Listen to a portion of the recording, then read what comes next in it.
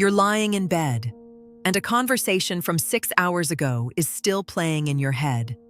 Not because it went badly, because you noticed something in it that nobody else in the room seemed to catch. A pause before someone answered. A word they chose instead of the one you expected. And now it's midnight, and your mind will not put it down. If that's familiar, you've probably wondered before whether something is wrong with you. Whether you think too much, feel too much, notice too much. This is not another video telling you that overthinking is secretly a superpower. Depth has real costs. It can exhaust you. It can spiral into worry that has nothing left to teach you. What this video will do instead is show you 8 honest, recognizable signs that you process the world more deeply than most people around you, where that depth actually comes from, and what to do with it so it stops running you. There are 8 signs in total. Let's start with the 3 you can probably spot in yourself right away. Sign 1. You replay conversations long after they end. Not the whole conversation, a few seconds of it. The way someone's voice changed, or a sentence you wish you'd phrased differently. Psychologists draw an important line here between rumination and reflection. Reflection is replaying something to understand it, and it ends somewhere. You learn what you need to learn, and you put it down. Rumination is replaying something on a loop that goes nowhere, and it just tires you out. It's the same depth of processing underneath, doing 2 very different jobs. So the replaying itself isn't the problem. Where it takes you is. Sign 2. You notice subtleties other people miss. A shift in someone's tone. A mood change before anyone says a word. A small inconsistency between what someone said last week and what they're saying now. Psychologist Elaine Aron has spent decades researching what she calls sensory processing sensitivity, sometimes shortened to the highly sensitive trait. It shows up in roughly 15 to 30% of people, and it describes a nervous system that processes incoming information more thoroughly than average. Not more emotional, more thorough. It picks up the layer underneath the surface layer automatically without being asked to. Sign 3. You need a beat before you respond, and fast-paced conversations wear you out. Someone asks you a question in a group, and by the time you've actually thought it through, the conversation has already moved on twice.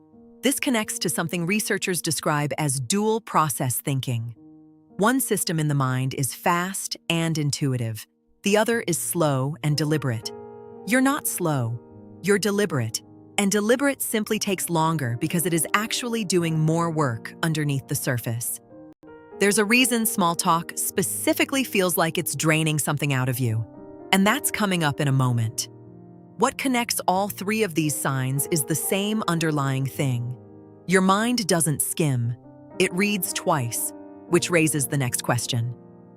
Does that depth only show up in how you think, or does it show up in how you connect with people too?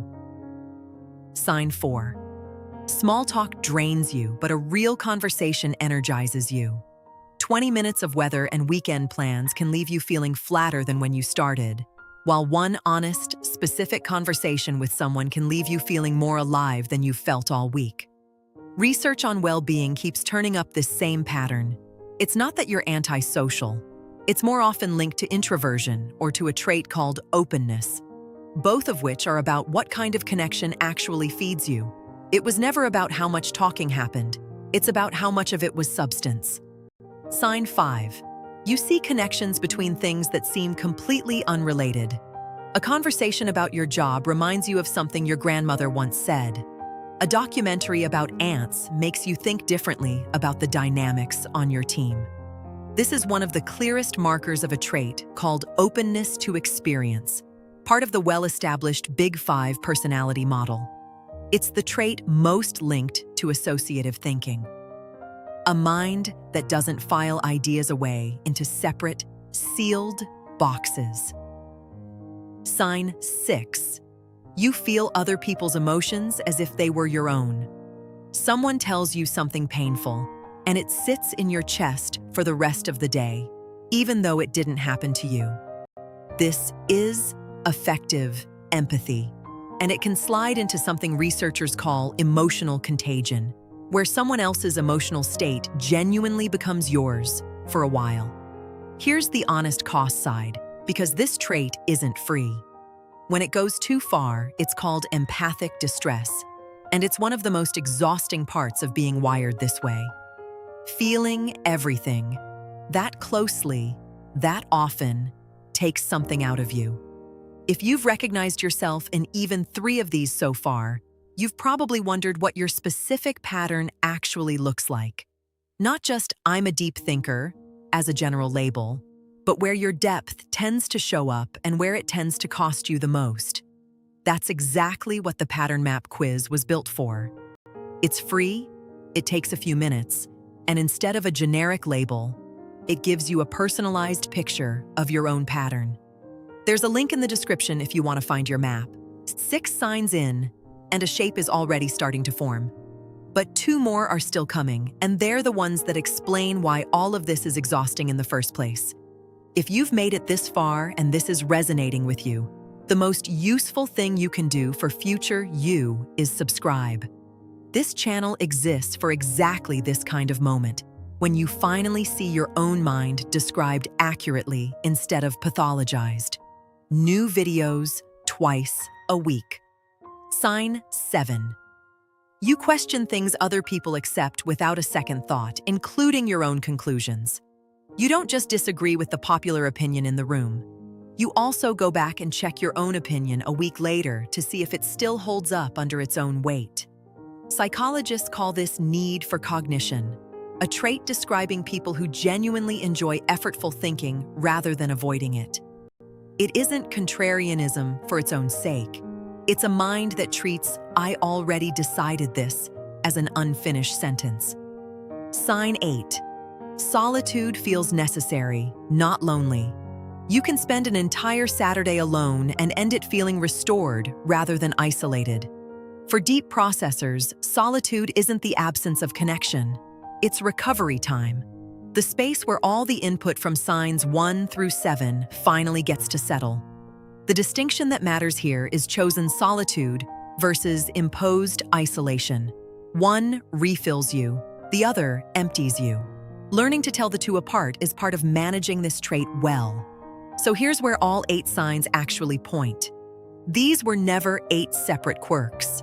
They're one trait, showing up in 8 different rooms of your life. A mind built to process the world in depth, dropped into a culture that's optimized for speed. Fast replies, fast content, fast small talk.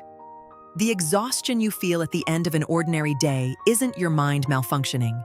It's friction, the natural result of a deep processing system running inside a shallow processing world. Subscribe if this is the kind of thing you want explained honestly instead of oversimplified. It's what this channel is here for. The goal was never to think less deeply. You wouldn't be you without it. The goal is to stop treating depth as something broken in you and start managing what it costs. Know the difference between reflecting and ruminating.